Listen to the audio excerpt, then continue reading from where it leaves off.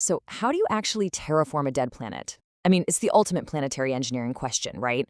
For decades, our sci-fi dreams have been filled with these massive orbital mirrors reflecting sunlight, or, violently crashing comets into a planet's surface just to generate some heat.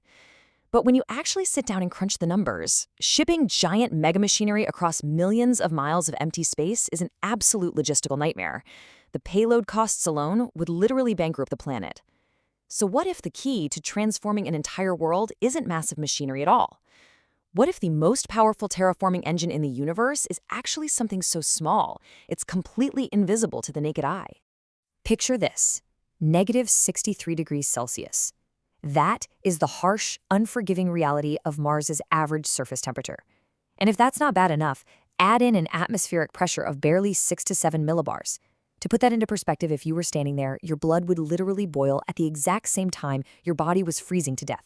Yeah, it's a wildly hostile, toxic environment. It's a seemingly impossible engineering challenge for any traditional human tech. But today, we're going to look at a radical, biological solution that doesn't just survive in these extremes, but actively thrives in them. Welcome to this explainer. I am so pumped to take you through this. Today, we are exploring the mind-bending concept of using synthetic biology to literally biohack other worlds. Instead of building massive metal machines to conquer a planet, we're going to look at how we can reprogram existing biological mechanisms from right here on Earth. We are effectively turning biology into software, designing microscopic workers to autonomously transform the brutal environment of Mars into something we can actually live in. All right, so here is our game plan for today. We'll start with the microscopic rainmaker, then move into programming the microbial chassis. After that, we'll walk through the 3 distinct phases of Martian terraforming: managing water, building autonomous habitats, and finally, atmospheric engineering. Then we wrap it all up with the universal platform. Okay, step 1, the microscopic rainmaker, Earth's biological hack. Our journey to Mars actually begins right here at home, at the microscopic level, with a fascinating little bacterium called Pseudomonas syringae. Now, out in the wild on Earth, this specific bacteria acts like a plant parasite, and it has evolved this frankly devious trick to secure its dinner. It deliberately forces water on plant leaves to freeze at abnormally warm temperatures. This sudden, unnatural frost straight up ruptures the plant cells, and the bacteria gets to feast on the nutrients spilling out. In physics, we call what it's doing the programmable frustration of a metastable system. Sounds super complicated, but let's break that down. The water on the leaf is stable. It really wants to stay liquid, but the bacteria actively frustrates that stability, forcing it into a frozen state. And here is the brilliant shift in perspective. We're taking a weapon used by a simple plant parasite and flipping it into a tool for planetary engineering. By pointing this trick at inanimate things, like minerals or atmospheric moisture, it becomes a kind of benevolent hacking. We're using biology to harvest planetary resources without destroying the system itself. So how does it pull off this molecular magic trick? It uses something called an ice nucleation protein, or INP. Think of this INP like a microscopic mold or a structural template. Normally, water molecules are just bouncing around chaotically, but this self-assembling beta helix fiber physically grabs those chaotic water molecules and forces them to line up into a rigid, crystalline ice structure. It completely overrides water's natural reluctance to freeze. It can initiate ice formation at temperatures as incredibly warm as -2 degrees Celsius. It's this astonishing piece of molecular choreography happening on a scale we can't even see. Which brings us to part 2, programming the microbial chassis. Because we have this natural mechanism that forces a phase transition, right? The next step is taking that biological tool and abstracting it into something we can totally program and control. We get that control by using what's called a microbial chassis. Think of a chassis exactly like the engine block of a car. In synthetic biology, we take a base cellular organism, ideally a cold-loving bacteria, because remember, Mars is freezing, and we strip it down to its most basic, reliable functions. Then, we synthetically engineer it to carry our specific genetic instructions. We literally write the code and insert modules, like those ice nucleation proteins we just talked about, straight into its DNA. This chassis effectively becomes an autonomous, microscopic, terraforming drone, just waiting to execute our exact commands. And the sheer versatility of reprogramming this chassis, that's where things get truly wild. By tweaking the amino acids, literally rewriting the biological code of that protein template, we aren't just limited to making ice. No way. We can turn this microbe into a programmable crystal factory that nucleates specific minerals on command. We can tell it to template calcite, which gives us the building blocks for self-healing concrete. We can template apatite, which lets us autonomously mine and liberate phosphorus from alien rocks. We are taking the software of life and using it to manufacture physical hardware. So let's see how this builds into phase 1 of our Mars roadmap, controlling Martian water. How do we actually deploy this programmable biology on the red planet? Well, recall those incredibly harsh Martian conditions we mentioned earlier, a near vacuum of 6 to 7 millibars of pressure.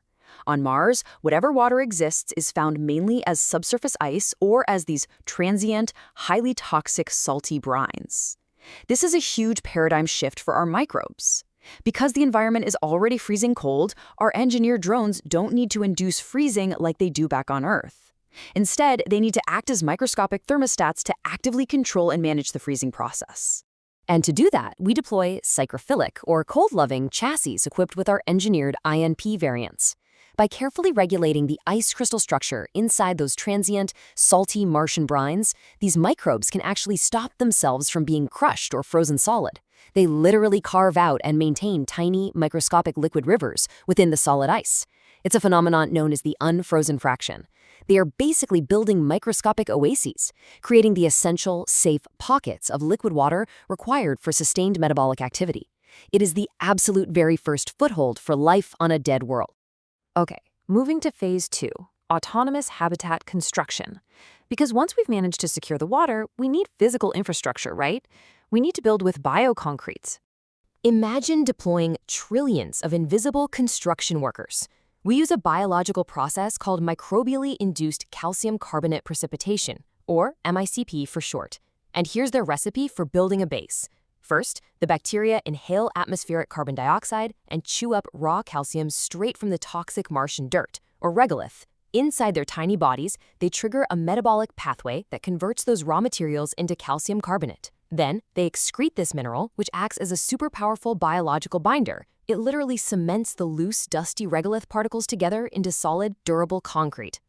To really get why this is a game changer, you have to look at the brutal economics of space travel. The cost to launch a single heavy cinder block from Earth to Mars, it's astronomically expensive. But by utilizing these MICP biofoundries inside sealed pressurized domes, we can build massive human habitats entirely out of local dirt. Zero cement needs to be imported. And get this bioconcrete is actually stronger than traditional Portland cement. Plus, because it still contains dormant bacteria inside the walls, it's got incredible self-healing properties. If a micrometeorite strikes the habitat and cracks a wall, the sudden drop in pressure wakes the dormant bacteria up, and they automatically excrete more calcium carbonate to patch the gap. It is quite literally living architecture. Now let's expand the scale dramatically for phase 3, atmospheric engineering. If we ever want to walk on the surface of Mars in just a t-shirt, we have to warm the whole planet up. And we have to do it safely. Initially, we wouldn't even want rain. We'd want to build up a thick, controlled greenhouse effect. The strategy here is bioalbedo modification. Think of it exactly like choosing to wear a black t-shirt on a blazing hot day. We can deploy engineered microbes that rapidly produce melanin or other dark pigments directly onto the blindingly white Martian polar ice caps. By darkening that massive surface area, we force the ice to absorb vastly more of the sun's heat instead of reflecting it back into space. This deliberately melts the ice caps, triggering a massive release of trapped carbon dioxide into the thin air. We can even throw in secondary microbes, engineered to produce strong, perfluorinated greenhouse gases as their natural metabolic waste.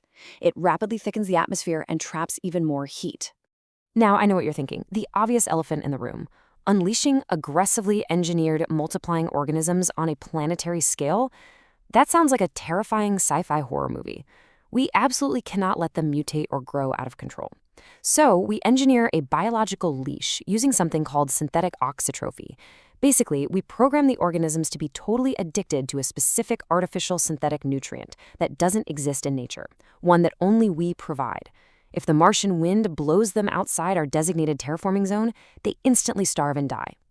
We can also hard-code UV-inducible kill switches directly into their DNA, so they just self-destruct upon exposure to certain light frequencies. Or, actually scratch that, we don't even need to use living bugs. We can deploy bacterial ghosts. These are just the empty, non-living cell envelopes of the bacteria. They still perform the exact chemical reaction we need, but since they're already dead, there's zero chance of them reproducing. Eventually, they just degrade into a harmless protein rainout. All right, bringing it all together now. Section 6, the Universal Terraforming Platform. We've talked about managing water, printing concrete, and warming atmospheres. But the real magic happens when we stack it all up. See, we don't need a massive, messy ecosystem of 100 different genetically modified bugs to pull this off. We can combine all of these specific traits into one ultimate supermicrobe, the Universal Extremophile Platform. We take heavy-duty radiation armor genes from a famously tough bacteria called Deinococcus radiodurans. We add psychrophilic enzymes to guarantee freezing survival. We slot in our INP modules to control the water phases and our MICP pathways to print concrete. And finally, we lock the whole shebang down with synthetic auxotrophy so it never escapes our control. It is an absolute masterclass in treating biology as hardware. This is the mass coordination of biological computation, designed from the ground up for autonomous deployment on a dead world.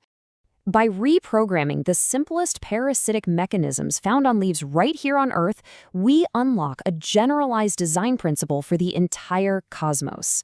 And it leaves us with this incredible, awe-inspiring realization.